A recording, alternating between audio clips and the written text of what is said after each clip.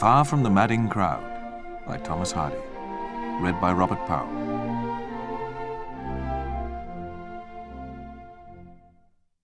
When Farmer Oak smiled, the corners of his mouth spread till they were within an unimportant distance of his ears.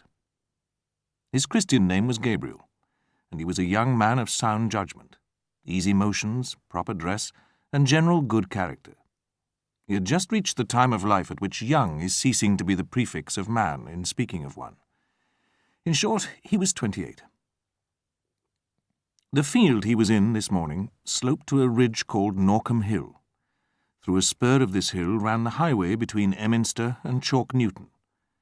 Casually glancing over the hedge, Oak saw coming down the incline before him an ornamental spring wagon, painted yellow and gaily marked, drawn by 2 horses, a wagoner walking alongside bearing a whip perpendicularly.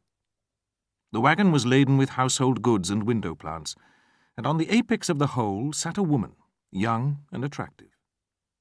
Gabriel had not beheld the sight for more than half a minute, when the vehicle was brought to a standstill just beneath his eyes. "The tailboard of the wagon is gone, miss," said the wagoner.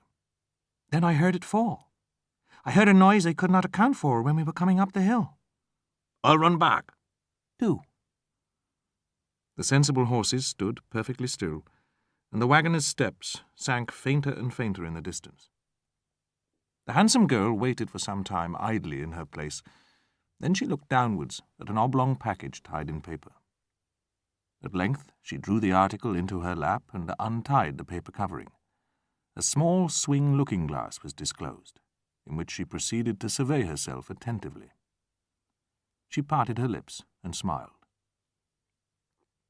It was a fine morning, and the sun lighted up to a scarlet glow the crimson jacket she wore, and painted a soft lustre upon her bright face and dark hair. She blushed at herself, and seeing her reflection blush, blushed the more. The wagoner's steps were heard returning. She put the glass in the paper and the whole again into its place. When the wagon had passed, Gabriel went about his business.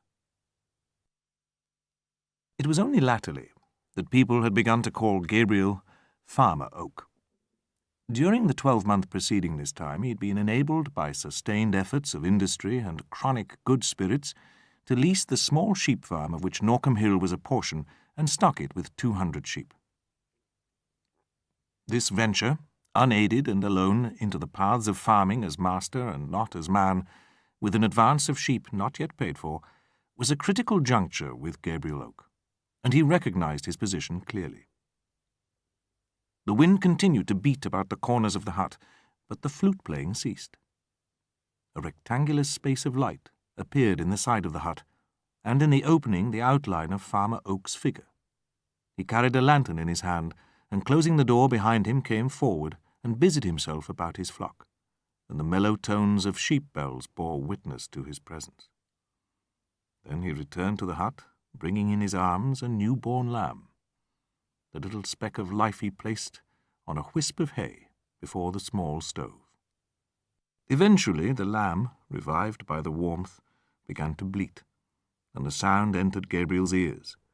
He took the lamb in his arms and carried it into the darkness. After placing the little creature with its mother, he stood and carefully examined the sky to ascertain the time of night from the altitudes of the stars. Occupied thus, with eyes stretched afar, Oak gradually perceived that what he had previously taken to be a star low down behind the outskirts of the plantation was in reality no such thing. It was an artificial light, almost close at hand. Farmer Oak went towards the plantation and pushed through its lower boughs to the windy side. A dim mass under the slope reminded him that a shed occupied a place here, the site being a cutting into the slope of the hill, so that at its back, part of the roof was almost level with the ground. Oak stepped up behind, where, leaning down upon the roof and putting his eye close to a hole, he could see into the interior clearly.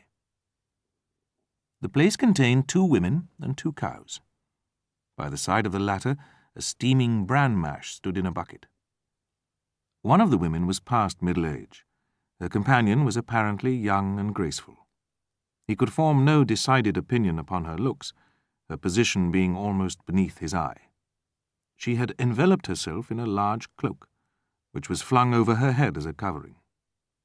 "There, now we'll go home," said the elder of the two, resting her knuckles upon her hips. "I do hope Daisy will fetch round again now." The young woman yawned. "I wish we were rich enough to pay a man to do these things." "As we are not, we must do them ourselves," said the other. "For you must help me if you stay." "Well, my hat is gone, however," continued the younger. "It went over the hedge, I think. The idea of such a slight wind catching it." "I think we had better send for some oatmeal," said the elder woman. "There is no more bran." "Yes, aunt, and I'll ride over for it as soon as it is light." "But there is no side saddle." "I can ride on the other. Trust me." The girl now dropped the cloak, and forth tumbled ropes of black hair over a red jacket. Oak knew her instantly as the heroine of the yellow wagon and looking-glass. Quietly, he returned to his flock. The sluggish day began to break. For no particular reason, save that the incident of the night had occurred there, Oak went again into the plantation. Lingering and musing here, he heard the steps of a horse at the foot of the hill, and soon there appeared in view an auburn pony with a girl on its back, ascending by the path leading past the cattle shed. She was the young woman of the night before. Gabriel instantly thought of the hat she had mentioned as having lost in the wind. Possibly she had come to look for it. He hastily scanned the ditch beside the path, and after walking about 10 yards along it, found the hat among the leaves. Gabriel took it in his hand and returned to his hut. Here he ensconced himself, and peeped through the loophole in the direction of the rider's approach. She came up and looked around, then on the other side of the hedge. Gabriel was about to advance and restore the missing article when an unexpected performance induced him to suspend the action for the present. It was not a bridle path, merely a pedestrian's track, and the boughs spread horizontally at a height not greater than several feet above the ground, which made it impossible to ride erect beneath them. The girl, who wore no riding habit, looked around for a moment, as if to assure herself that all humanity was out of view, then dexterously dropped backwards, flat upon the pony's back, her head over its tail, her feet against its shoulders, and her eyes to the sky. Thus she passed under the level boughs. Then, springing to her accustomed perpendicular, like a bowed sapling, and satisfying herself that nobody was in sight, she seated herself in the manner demanded by the saddle, though hardly expected of a woman, and trotted off in the direction of Tunell Mill. Oak was amused, perhaps a little astonished, and hanging up the hat in his hut, went again among his ewes. An hour passed. The girl returned, properly seated now, with a bag of bran in front of her. On nearing the cattle shed, she was met by a boy bringing a milking pail, who held the reins of the pony whilst she slid off. The boy led away the horse, leaving the pail with the young woman. Gabriel took the lost hat in his hand and waited beside the path she would follow in leaving the hill. She came, the pail, now full, hanging against her knee. The left arm was extended as a balance. "I found a hat," said Oak. "It is mine," said she. "It flew away last night." 1 o'clock this morning." "How did you know?" "I was here." "You are Farmer Oak, are you not?" "That or thereabouts." "I wanted my hat this morning. I had to ride to Tunell Mill." "Yes, you had." "How do you know?" "I saw you." "Where?" "Here, going through the plantation, and all down the hill."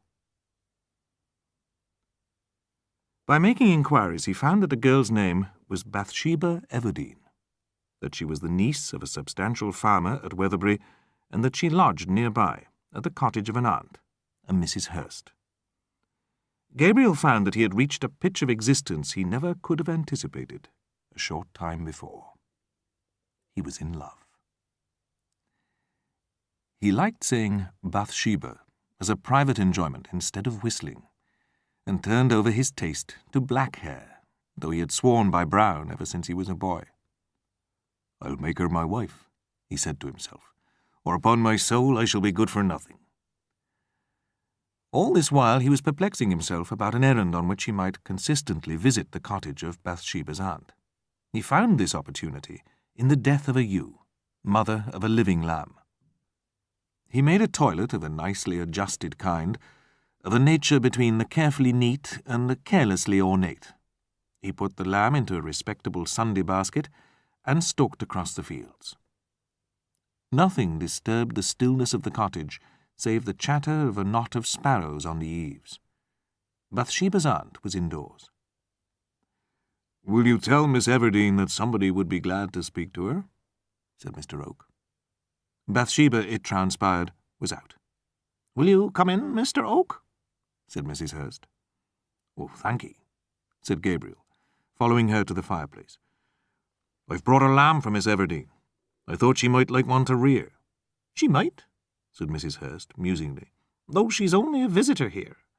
If you will wait a minute, Bathsheba will be in." "Yes, I will wait," said Gabriel, sitting down. "The lamb isn't really the business I came about, Mrs. Hurst. In short, I was going to ask her if she'd like to be married." "And were you indeed?" "Yes, because, if she would, I should be very glad to marry her. Do you know if she's got any other young man hanging about at all?" "Let me think," said Mrs. Hurst, poking the fire superfluously. "Yes, bless you, ever so many young men." "That's unfortunate," said Farmer Oak, contemplating a crack in the stone floor with sorrow. "I'm only an everyday sort of man, and my only chance was in being the first comer. Well, there's no use in my waiting, for that was all I came about. So I'll take myself off home along, Mrs. Hurst." When Gabriel had gone about 200 yards along the down, he heard a "Hoy, hoy!" uttered behind him. He looked round and saw a girl racing after him, waving a white handkerchief. It was Bathsheba Everdene. "Farmer Oak, she said, pausing for want of breath. "I've just called to see you," said Gabriel.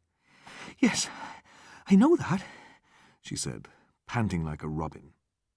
"I'm sorry to have made you run so fast, my dear. Wait a bit till you've found your breath." "It was quite a mistake, Aunt's telling you I had a young man. I haven't a sweetheart at all." "Really and truly I am glad to hear that," said Farmer Oak, smiling and blushing with gladness. He held out his hand to take hers. Directly she put it behind her. "I have a nice, snug little farm," said Gabriel.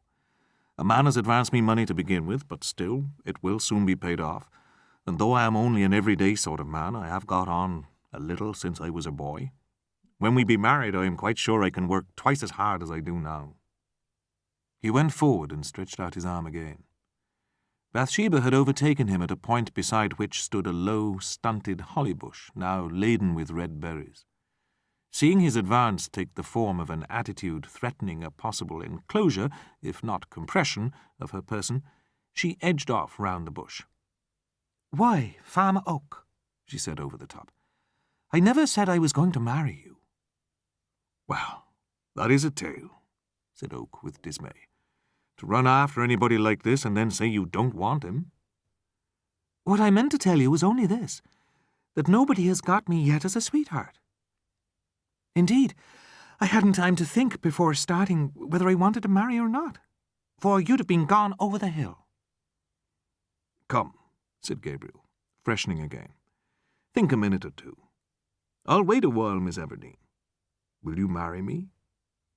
"Do, Bathsheba. I love you far more than common." "I'll try to think," she observed, rather more timorously. "If I can think out of doors, my mind spreads away so." "But you can give a guess." "Then give me time."